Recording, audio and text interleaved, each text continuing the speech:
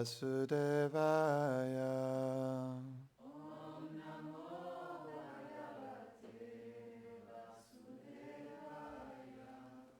Bonjour, bienvenue à tous à notre classe du dimanche. Donc aujourd'hui, j'ai décidé de vous partager un verset du Srimad Bhagavatam, chapitre 2, verset 6.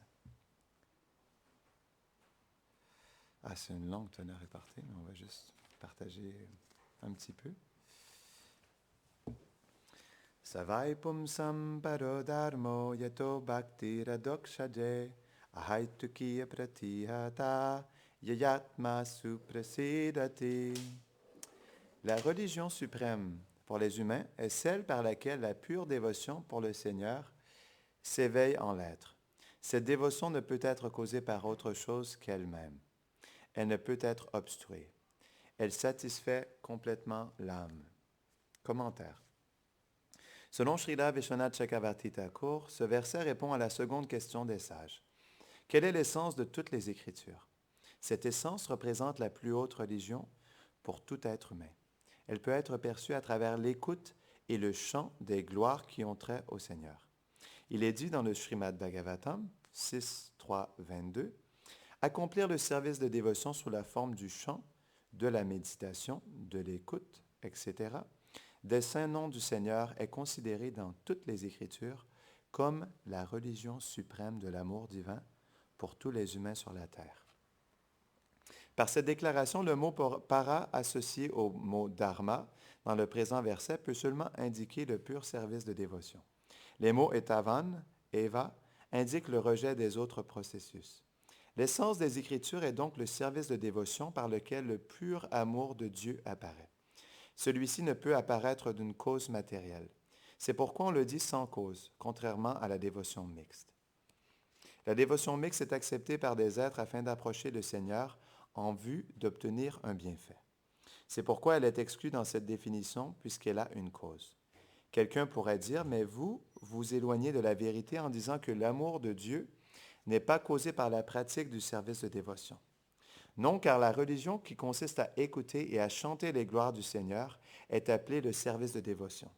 Et lorsque cette pratique atteint son état mature, elle est appelée l'amour de Dieu, prema.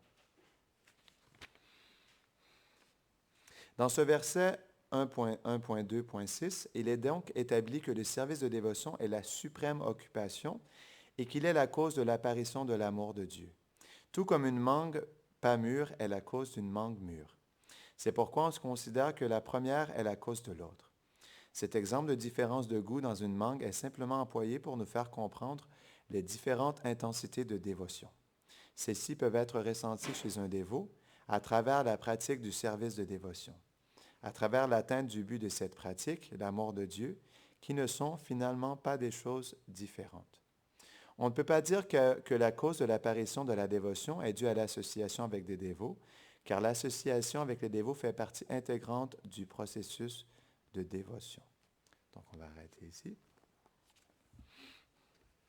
Om Jnana Timirandasya Jnananjana Sharakaya Chakshurun Minitam Jena Tasmai Shri Gurave Namaha She Chaitanya Manobishtam Stapitam Jena Bhutade Swayam Rupa Kadamayam Dadati Swapadantikam He Krishna Karuna Sindho Dinabandho Jagatpate Gopesha Gopika Kanta Radha Kanta Namostute Tapta Kanchana Gaurangi Radhe Brindavaneshwari Vrishabhanusute Devi Pranamami Hari Priye Vanchakalpatarubhyashta Kripa Sindhubhyeva cha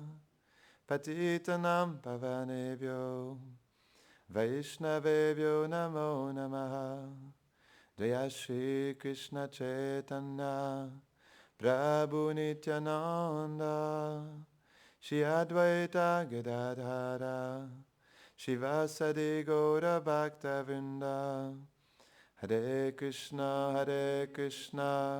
Krishna Krishna Hare Hare Hare Rama Rama Rama Hare Hare Namahum Vishnupadaya Krishna Prishtaya Bhutare Shrimate Bhaktivedanta Swaminiti Namine Namaste Sarasvati Deve Gauravani Pracharine Nirvishesha Shunnavadi Paschatya Deshatarine.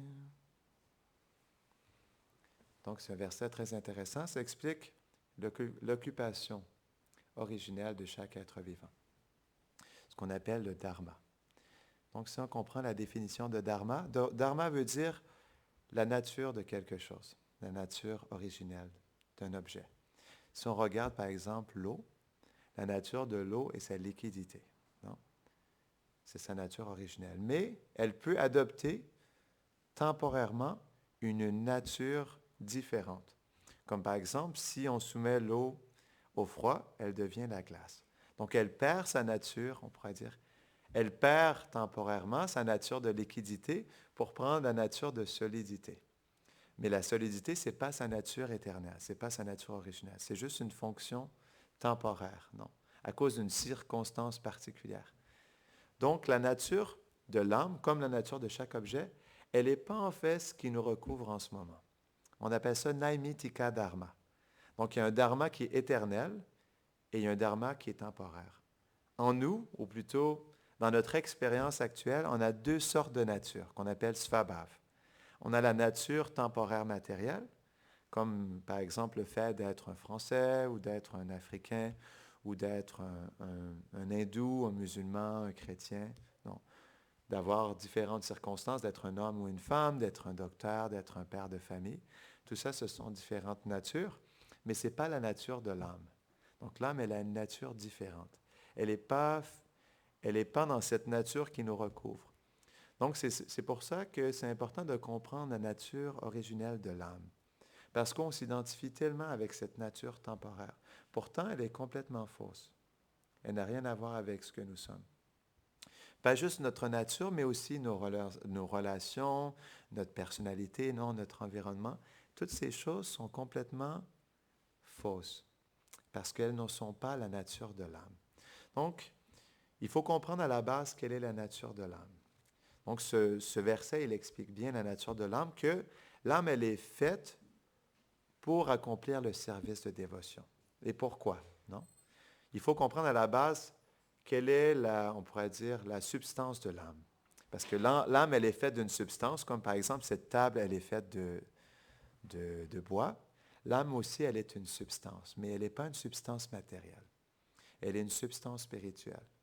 Mais on pourrait dire, pourquoi si on est spirituel, et pourquoi si la nature de l'âme est de servir Krishna, pourquoi est-ce qu'elle est recouverte par cette énergie matérielle? Pourquoi si elle a une identité éternelle, pourquoi est-ce qu'elle accepte tellement facilement cette nature temporaire, cette fausse identité? Non? C'est simple. Bhaktivinoda Thakur, il explique dans le Jaiva Dharma. Il explique que l'âme comparée à Krishna, elle est infinitésimale.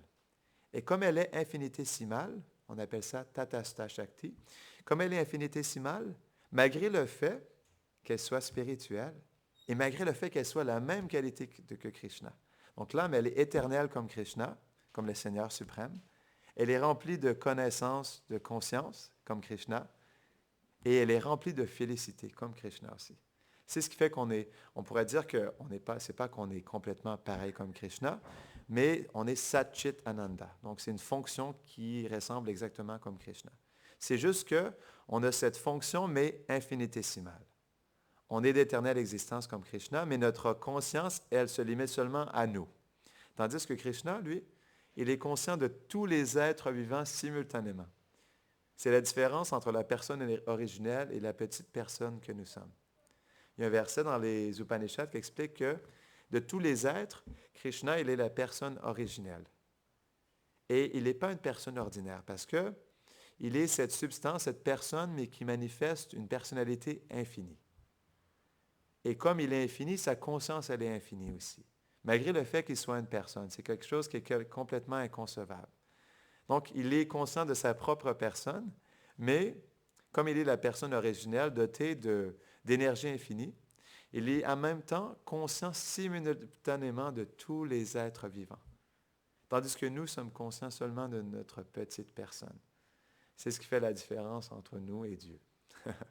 On est limité et par cette limitation, on peut juste être conscient de notre petite personne.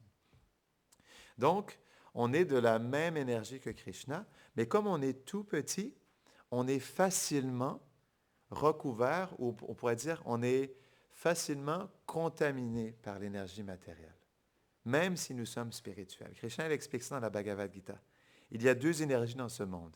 Il y a l'énergie matérielle qui nous recouvre, non? Qui manifeste ce corps et cette personnalité, et il y a l'énergie supérieure. Non? Donc, il explique en termes d'inférieur et de supérieur. L'énergie matérielle est inférieure et l'énergie spirituelle, elle est supérieure, parce qu'elle est d'une qualité différente. Elle est éternelle.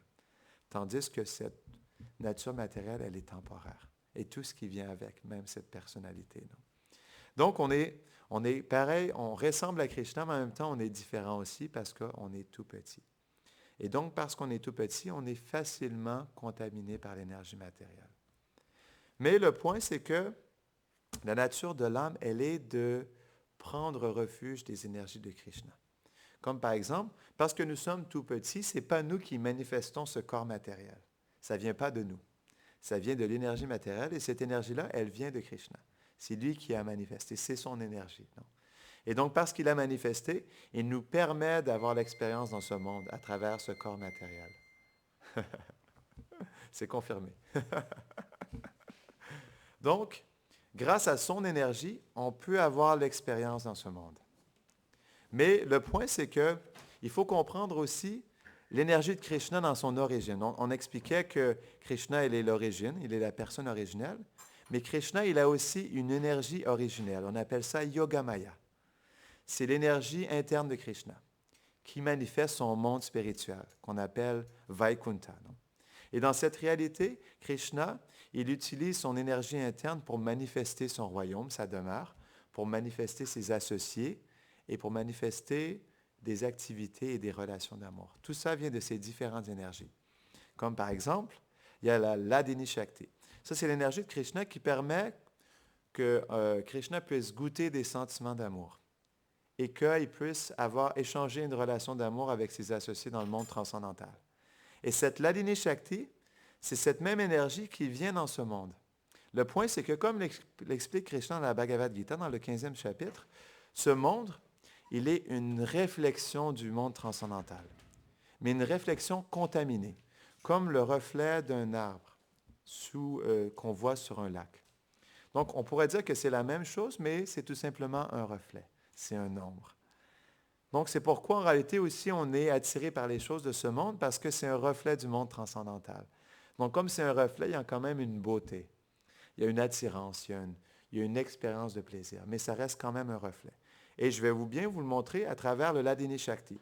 Donc, c'est l'énergie de plaisir de Krishna, qui permet à Krishna, comme on disait, et à ses associés de ressentir des profonds sentiments d'amour. Et quand elles viennent dans ce monde, toutes les énergies de Krishna dans le monde transcendantal, lorsqu'elles viennent dans ce monde, comme ce monde est l'effet de l'énergie matérielle, ils deviennent contaminés par les modes de la nature. Parce que cette réalité matérielle, elle est faite des modes de la nature, les trois gunas, qu'on appelle la passion, l'ignorance et la vertu. Et tout ce qui vient dans ce monde est filtré à travers les modes de la nature. Srila Prabhupada, il explique ça dans un commentaire du Chaitanya Charitamrita. Il explique que cette énergie de plaisir, qui est au départ pure et absolue, lorsqu'il vient à travers les modes de la nature, il devient l'expérience du plaisir, mais dans la concupiscence. Donc, on cherche le plaisir, mais cette expérience de plaisir dans ce monde, elle est comme un feu qui brûle le cœur. Lorsque Arjuna demande à Krishna dans la Bhagavad Gita, il lui dit, mais qu'est-ce qui fait que, comme une marionnette, je suis forcé d'agir? Malgré moi, je suis forcé d'agir dans ce monde. Qu'est-ce qui fait qu'on me pousse à agir comme une marionnette, non? Et Krishna lui explique que c'est l'ennemi numéro un de ce monde, la concupiscence, qui est comme un feu qui brûle le cœur intensément. Donc, à la base, cette énergie de plaisir, lorsque Krishna la manifeste, c'est ce qu'on appelle préma, le pur amour de Dieu. Et donc, c'est un amour qui n'est pas contaminé par quoi que ce soit de ce monde, par la concupiscence, par l'envie, par la jalousie. Non. C'est quelque chose qui est complètement pur, ce qu'on appelle le pur amour de Dieu, préma. Mais quand il vient ici dans ce monde, il devient perverti, contaminé, et il se manifeste comme la concupiscence. C'est pourquoi les gens sont tous concupiscents dans ce monde. Parce qu'à la base, quel est le dharma de l'âme? La nature intrinsèque de l'âme, Bhaktivinoda Thakur, il explique, est préma, le pur amour. Et la nature de cet amour est le service envers Krishna. Non? Parce que de ce pur amour de Dieu vient avec le désir intense de servir Krishna. Parce que lorsqu'on aime une personne, on veut se donner à cette personne entièrement. Non? C'est la définition d'une vraie relation. C'est tout pour l'autre. Non? Donc, dû à cet intense amour, on est prêt à tout sacrifier pour l'autre. Comme par exemple deux amoureux ou une mère envers son enfant. Non? Comme elle a un amour tellement intense pour son enfant, à travers cet amour, elle souhaite se donner entièrement, non? Jour et nuit. Et par cet amour, elle souhaite tout sacrifier pour l'autre. Non? Donc, ce pur amour, lorsqu'il vient dans ce monde, et c'est ça qui est intéressant. Donc, pur amour veut dire tout pour l'autre, mais quand il vient ici dans la concupiscence, ça veut dire tout pour soi. Krishnadas Kaviraj Goswami, il explique la différence. Il explique prema veut dire satisfaire les sens de Krishna, et kama, la concupiscence, veut dire satisfaire ses propres sens. Donc, c'est intéressant parce que ce qui nous anime dans ce monde, c'est un reflet perverti du pur amour de Dieu. C'est tout simplement un reflet. Donc, pourquoi ne pas aller à la source, à l'origine? Donc, tout ce qu'on expérimente est vécu à travers les modes de la nature. Et c'est ce qui fait que notre expérience, elle devient bizarre. Pourquoi? Parce qu'elle ne peut pas être constante.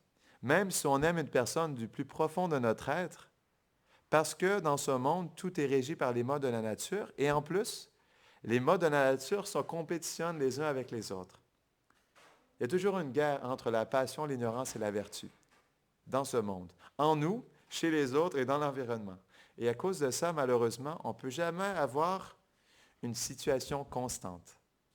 Et on ne peut jamais aussi avoir un sentiment constant en nous-mêmes et avec les autres. Pourquoi? Parce qu'il est toujours influencé par la passion, l'ignorance et la vertu. Et à cause de ça, il y a toujours des problèmes qui viennent. Et comme aussi, c'est tout pour soi naturellement, comme on expliquait, tout pour soi veut dire la concupiscence. Et la concupiscence, elle brûle notre cœur d'un feu ardent. Et à cause de ça, on n'est jamais satisfait. Et comme on n'a pas d'autre expérience, et comme de toute façon, comme on l'expliquait, la nature de l'âme est le pur amour de Dieu, mais comme on n'est pas conscient de Dieu, on n'est pas conscient de ce pur amour, et la seule chose qu'on fait, c'est à travers la concupiscence, naturellement, à chaque chose, à chaque geste qu'on pose, tout ce qu'on fait, c'est nourrir la concupiscence. Et on devient de plus en plus malheureux. On souffre de plus en plus et on devient de plus en plus misérable. Pourquoi? Parce qu'on va à l'encontre de la nature de l'âme. Et comme on va à l'encontre, la seule chose qu'on nourrit, c'est la concupiscence. Et donc, par le fait même, on nourrit encore plus cet aspect de contrôle. Parce que concupiscence veut dire contrôle. Pourquoi? Parce qu'on cherche les choses pour soi. Et encore une fois, on va encore une fois en l'encontre de la nature de l'âme. Parce qu'on expliquait que la nature de l'âme est ce pur amour, mais ce pur amour, il se manifeste dans un état de service, qu'on appelle le service de dévotion. Donc, ce pur amour, il mène à vouloir tout abandonner à Krishna, mais quand on vient ici, cette concupiscence mène à vouloir tout prendre pour soi. Tout sacrifier, mais pour soi. Ou plutôt à ce que les autres sacrifient pour que nous, on puisse recevoir. Et donc, à cause de ça, naturellement, on souffre. Donc, c'est tellement un principe qui est logique. On va tout simplement complètement à l'encontre de notre véritable nature. Tout ça est expliqué dans le Jayavadharma, dans le Srimad Bhagavatam. En réalité, dans le premier verset du Srimad Bhagavatam, Vyasadeva, kick out. Il rejette immédiatement tout ce qui va à l'encontre du dharma originel, de l'occupation éternelle de l'âme. C'est pourquoi le Srimad Bhagavatam est comme l'écriture qui illumine l'humanité entière, qui est assombrie par l'obscurité. Parce que dès le premier verset, il rejette immédiatement la fausse nature qui recouvre l'âme. Et c'est intéressant parce que, donc je lisais ce matin juste pour me remémorer un peu ce qu'on appelle le Nitya Dharma, le Dharma éternel de l'âme, et j'ai lu quelque chose de tellement beau. Bhaktivinoda Thakur, il expliquait que malgré le fait que l'âme soit infinitésimale, lorsqu'elle goûte ce pur amour de Dieu, comme par exemple d'une étincelle peut venir un incendie, non? Une petite étincelle peut faire un incendie qui détruit complètement une forêt entière. Seulement, avec une petite étincelle du pur amour de Dieu, on peut changer l'humanité entière. Donc, j'ai tellement trouvé ça beau, à quel point c'est puissant, non? Le pur amour, préma. Une personne qui est dotée du pur amour peut complètement transformer l'humanité. Pourquoi? Parce que ce pur amour est la base de tout. Il est l'origine de l'âme. L'âme, elle est faite pour vivre dans ce pur amour. Mais tout ce qu'on fait, c'est tout simplement, on essaie de se contenter de quelque chose de tellement petit et misérable, qui, en plus, est à l'encontre de l'âme. Et comme justement, on disait que tout ce qu'on fait, c'est nourrir notre concupiscence, donc le pur amour nous fait vouloir servir Krishna et tout abandonner à lui, et la concupiscence veut faire en sorte que tout ce qu'on veut, c'est contrôler tout ce qui nous entoure. Et à cause de ça, on souffre. Pourquoi? Parce que l'âme, elle ne peut pas contrôler. Parce que ce n'est pas elle qui possède les énergies. Elle-même ne se possède pas. C'est même expliqué que la conscience qui nous anime, même cette conscience, elle nous est donnée par une énergie de Krishna. Donc, on a expliqué l'énergie de plaisir. La seule et unique raison pour quoi on peut expérimenter le plaisir dans ce monde, c'est parce que Krishna, à travers sa Hladini Shakti, son énergie de plaisir, il nous donne l'expérience du plaisir. Mais ça ne vient pas de nous. Encore là, une fois, c'est donné par Krishna. Donc, on pourrait se poser la question, mais si tout vient de Krishna, et si c'est lui qui est à la source du plaisir, si c'est lui qui est l'origine de l'amour, pourquoi ne pas se rediriger vers Krishna? Parce que ce qui arrive, en fait, dans ce monde, c'est qu'on se contente de l'énergie illusoire de Krishna, de son énergie externe. Et quelque chose qui est triste pour l'âme spirituelle, c'est que cette âme, elle est faite pour vivre dans un pur amour, dans une relation éternelle avec Krishna, mais l'âme devient tellement misérable parce qu'elle accepte une condition qui est tellement terrible pour l'âme. On pourrait même dire que cette situation matérielle dans laquelle l'âme se retrouve est une humiliation pour l'âme, une humiliation totale. Pourquoi? Parce qu'elle a en elle-même cette possibilité de développer ce pur amour et de vivre dans cette réalité transcendantale, dans la compagnie de Krishna, mais elle préfère vivre dans ce monde illusoire qui est rempli de misère constante. Et ça, c'est tellement une humiliation constante pour l'âme. Parce qu'elle est forcée, jour après jour, à être humiliée, à se faire brasser par les modes de la nature. Donc, dans les shastras, dans les textes sacrés, il y a vraiment des exemples graphiques quand même de cette expérience de l'âme conditionnée. C'est expliqué que cette réalité matérielle dans laquelle on vit, c'est comme un océan d'ignorance. Un océan dans lequel il y a des requins, non? Des requins qui cherchent à nous mordre à chaque instant. Et on pourrait se dire, wow, c'est comme un film d'horreur, non? Vous avez peut-être déjà sûrement vu ou entendu parler du film Jaws. Ce film où un requin chasse des nageurs dans l'océan, non? Donc, on peut voir que justement, on n'ose pas justement accepter cette réalité. Pourquoi? Parce que c'est souffrant c'est souffrant d'entendre que la réalité dans laquelle on vit est complètement fausse et aussi à quel point nous sommes complètement dans l'illusion de notre véritable nature. Et ça, c'est dur. C'est dur, c'est à cause du faux ego. Le faux ego, parce qu'on est tellement concupiscent depuis des temps immémoriaux, le faux ego nous pousse à croire qu'on est en contrôle et qu'on est heureux. Et c'est ça qui est hallucinant. Cette énergie matérielle, elle est tellement puissante. Elle a deux fonctions. elle peut, premièrement, elle nous botte le derrière, excusez-moi l'expression, mais elle nous, pardonnez-moi, elle nous botte les fesses, et donc, comme elle nous botte les fesses, elle nous jette par terre. Donc, on est dans une situation misérable, on est sur le sol, non? Et en plus de ça, elle nous recouvre pour nous faire croire qu'on est heureux dans cette situation misérable. Donc ça, c'est les deux fonctions extraordinaires de cette énergie illusoire. Et donc, du coup, malgré le fait qu'on souffre intensément, on se complaît complètement dans cette misère humaine.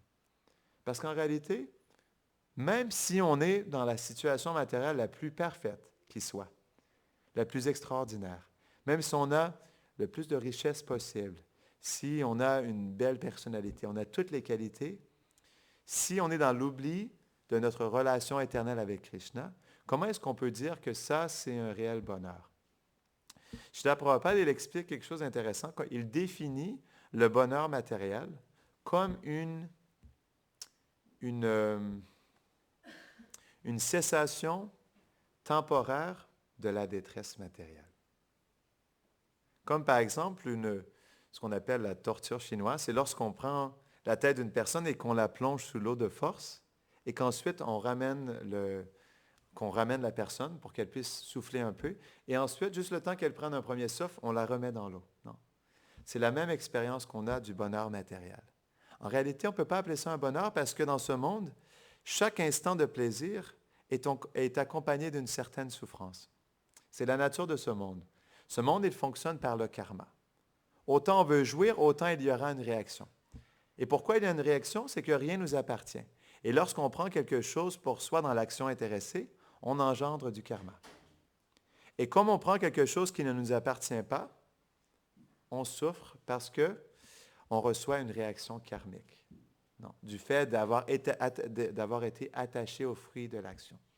C'est pourquoi le service de dévotion, comme c'est la nature éternelle de l'âme, c'est ce qui permet justement à l'âme d'être complètement satisfaite. Pourquoi l'âme est complètement satisfaite uniquement dans le service de dévotion? C'est parce que c'est sa nature. Et c'est parce qu'elle est faite pour vivre dans ce pur amour. Et comme on ne se satisfait que des modes de la nature matérielle, de la passion, l'ignorance et la vertu, et comme aussi, comme on expliquait justement la concupiscence, l'âme en fait ne peut jamais trouver pleine satisfaction parce qu'elle est faite pour tellement plus. Elle a un potentiel tellement plus grand que de jouir de cet aspect temporaire que ce monde nous offre, qui est toujours accompagné d'obstacles. Donc, mon cher ami, tout à l'heure, Ashesha, il m'expliquait que donc il avait acheté une... Est-ce que je peux prendre ton exemple? Donc, il a acheté une voiture et au départ, elle paraissait merveilleuse. Non? Même moi, quand je l'ai regardée, je me suis dit, wow, elle est belle, cette voiture. Et donc, il était emballé d'avoir trouvé une bonne occasion et s'est dit, wow, maintenant, je pourrais avoir une bonne voiture et elle pourra vraiment être pratique dans tout ce que j'ai à faire au quotidien. Mais là, maintenant, il a un problème d'embrayage. Et au départ, ce qui paraissait extraordinaire est rempli de problèmes. Et donc, ça, c'est juste un exemple pour montrer tout ce qui se passe dans ce monde. Parce qu'il faut comprendre une chose. Ce monde, il est fait toujours d'obstacles. C'est la nature de ce monde. On ne peut pas changer la nature de ce monde. Il est comme ça. La nature de ce monde matériel, c'est qu'il y a toujours des obstacles, peu importe qu'est-ce qu'on fait. Il va toujours y avoir des difficultés. Ce monde, il est parfait dans ce qu'il fait. Il est rempli de difficultés pour qu'on puisse se poser des questions, parce que les difficultés nous font souffrir. Et donc, du coup, lorsqu'on souffre, on se pose des questions. On commence à se poser des questions, mais on se dit, mais pourquoi je souffre autant? Est-ce que je suis fait pour la souffrance? Ne suis-je pas fait pour quelque chose de plus sublime, de plus merveilleux? Non. Parce que l'humanité commence quand on se pose des questions sur la source de notre souffrance. Donc, on doit se poser des réelles questions. Et donc, c'est pour ça que c'est expliqué dans le commentaire que c'est tellement essentiel d'entendre parler des gloires de Krishna. Donc, on va terminer. On va juste terminer là-dessus. Donc, c'est essentiel d'entendre parler des gloires de Krishna parce que Krishna, il vit dans la réalité transcendantale, dans le monde de l'amour. Et ce monde, c'est cette réalité dans laquelle l'âme est supposée vivre. Et lorsqu'on entend parler justement de la douceur, du pur amour que Krishna manifeste à Vrindavan, dans sa demeure éternelle avec ses associés éternels, on devient attiré. Parce que Bhagavan Bhagavan, c'est cette personne suprême. Bhagavan, il est Bhagavan parce que lorsqu'on le voit même une fois, on devient tellement fasciné par lui, tellement attiré par lui qu'on est prêt à tout abandonner. C'est pourquoi, justement, Krishna, il est infiniment fascinant. Parce qu'on est prêt à absolument tout abandonner parce que Krishna, il est infini. Et donc, du coup, lorsqu'on le voit, on devient satisfait d'une manière illimitée. Et on ne pourra plus jamais être satisfait par les aspects tellement minimes et temporaires de ce monde. Donc, on va terminer ici. Jai Grantaraj Srimad Bhagavatam Ki Jai.